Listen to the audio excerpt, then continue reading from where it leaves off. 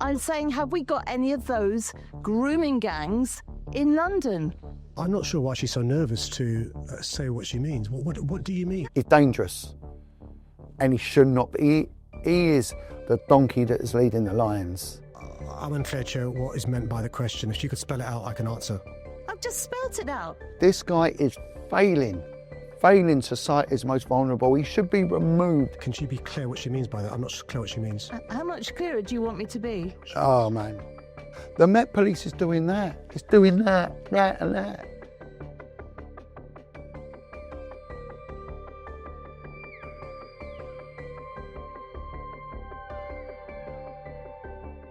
My name's Jon Wedger.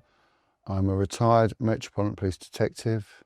I specialised in child abuse investigations, and I'm more sort of well known or come to prominence for my role as a whistleblower for my part in speaking out about the police's and government's deliberate cover-up of what I will term child prostitution. I went, after leaving the Metropolitan Police's vice unit where I dealt with child prostitution, where I'd actually uncovered kids there on an industrial scale from the age of 9 to 14 that were being trafficked for prostitution. They were being sold in crack houses in the mornings. There would be swabs for 9, 10 cracks, rocks of crack apiece. From there, they'd be taken to hotels that did a rental by an hour. And usually the people that would go in there to have sex with the children were builders that were away from home, that were working in central London.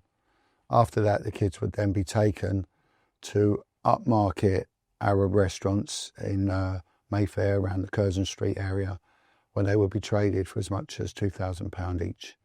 And that was happening on a daily basis. This was circa 2004 to 2007, when I submitted intelligence reports of what was going on.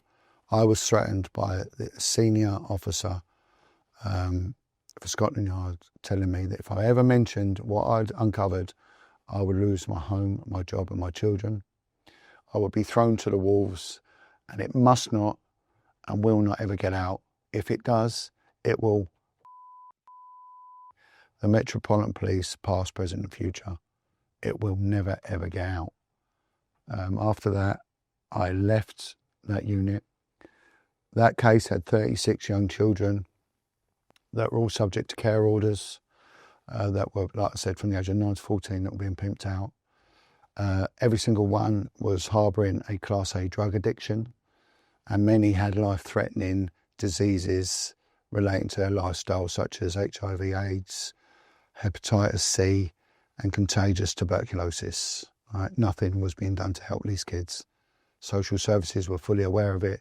The police were aware of it, and I had documented evidence that the Metropolitan Police's dedicated vice unit that was set up to deal with juveniles at risk of prostitution had known about this scenario for the past 15 years and had done nothing. One of the homes, if I can find it, I just found it a minute ago, it had here, this one here. I spoke to a guy in there called Andre. He was the manager of the home. I said, how many kids you got? He said 6. I said, and how many do you lose at the weekend to prostitution? And out of the 6, he said 5. Social services knew about it. The police's missing persons knew about it. Nothing was ever done about it. Nothing was ever done. One of the boys that was involved, he was in such advanced stages of AIDS, a young boy in his very, very early teens, subject to a care order, placed into a care home for his own safety. He was being picked up and he was being pimped out. This boy was so sick, he sometimes had to be carried into a car, an awaiting car, to be taken off to be pimped out. And he had open sores in his, relevant areas. And as far as I'm aware, he died shortly after his name was provided. Within 10 minutes, I'd found 10 children. 10 children that were being pimped out. Children under the age of 16. Children vulnerable to start with that were placed into care. By the end of the 3rd day of doing this, I found 52 children. 52. I held a meeting with all concerned agencies, so NGOs, social services, well-known charities, children's charities, well-known ones. And I invited along the Missing Persons Unit, I invited along the Clubs and Vice Unit, and I invited along other child protection units. Only the Missing Persons Unit turned up.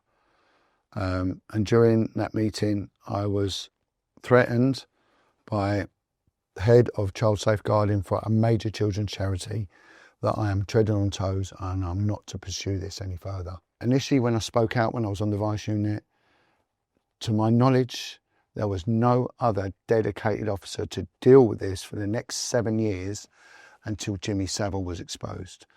Jimmy Savile was the catalyst that opened this up to the world, because we started getting glimmers of truth came out of his death, although that was a huge cover-up, as we all know. What came out of it were other officers that had spoken out on exactly the same issue and been bullied exactly the same way.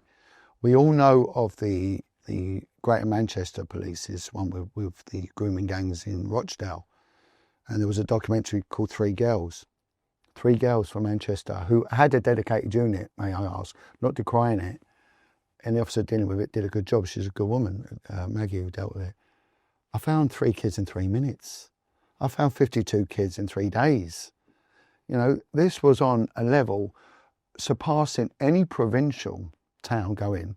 The cover-ups of the grooming gangs in these provincial towns does go on because I've experienced it, and it's police corruption. And also it's reluctance by agencies that purport to protect kids from speaking out. There's a lot of fear, there's a lot of bullying. There's a lot with the police. This has to be dealt with by what's known as a proactive approach. What I did was proactive. I didn't wait for child prostitutes to come knocking on my door saying, please help me, although that did happen. And when it did, my superiors told me, ignore them, they're liars. If the scale was far larger in London, why was nothing happening? Because the police have removed dedicated officers to deal with it. They are not proactively seeking it, and they are not giving the victims and survivors a voice. Finding children, it's like lifting that rock. Once you lift it up, there is this underbelly in society that you can't put that lid back down, you can't, because it just emanates. So the best thing to do is ignore it. If you ignore it, it doesn't exist.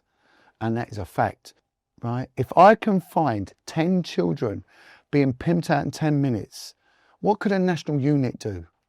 Well, they could change society for the next 3 generations. That's what they could do. There is no will to do it. If you ask me why there's no will to do it, I base it on 3 elements: incompetence, laziness, and corruption. That's what it's based on.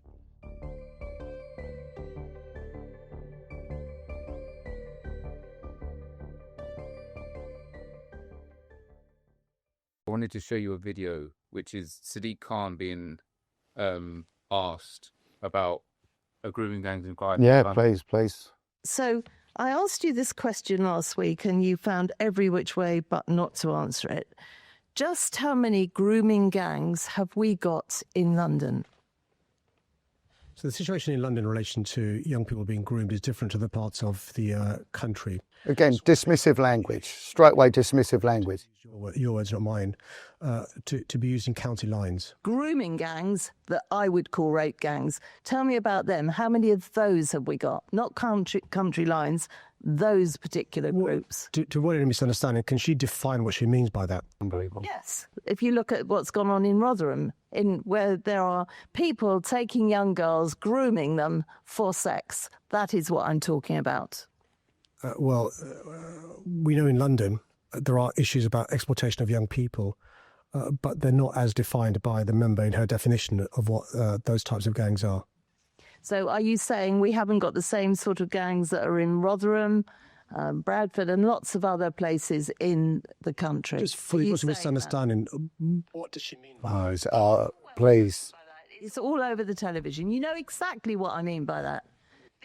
This man is a commissioner for policing and crime for London. Young girls for sex.